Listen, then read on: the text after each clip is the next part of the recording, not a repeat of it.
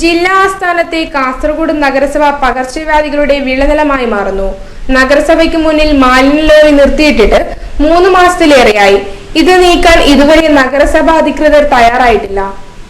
കാസർഗോഡ് നഗരസഭയിലേക്ക് വിവിധ ആവശ്യങ്ങൾക്കായി എത്തുന്ന ജനങ്ങളെ സ്വാഗതം ചെയ്യുക നഗരസഭ കവാടത്തിന് സമീപത്തായി നിർത്തിയിട്ടിരിക്കുന്ന മാലിന്യ ലോറിയാണ്. മാലിന്യമടങ്ങിയ ലോറി ഇവിടെ നിർത്തിയിട്ട് 3 വർഷമായി. നഗരസഭയുടെ അന്തസ്സിന് തന്നെ നിരക്കാത്തതാണ് ഈ കാഴ്ചയെന്ന് അധികൃതർ തിരിച്ചറിയുന്നില്ല.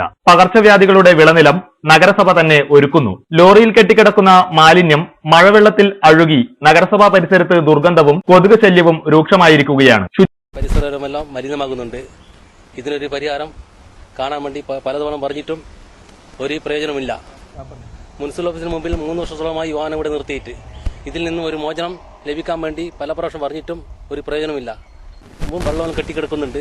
കൊതുക് ശല്യത്തിനും പല മാരക രോഗങ്ങൾക്കും അത് ഇടയാക്കുന്നുണ്ട്. ശുചീകരണ നടപടികൾ ശക്തമാക്കി പകർച്ചവ്യാധികൾക്കെതിരെ മുൻകരുതൽ സ്വീകരിക്കേണ്ട സമയത്താണ് കാസർഗോഡ് നഗരസഭയ്ക്ക് മുന്നിലെ അനാസ്ഥയുടെ ഈ നേർക്കാഴ്ച.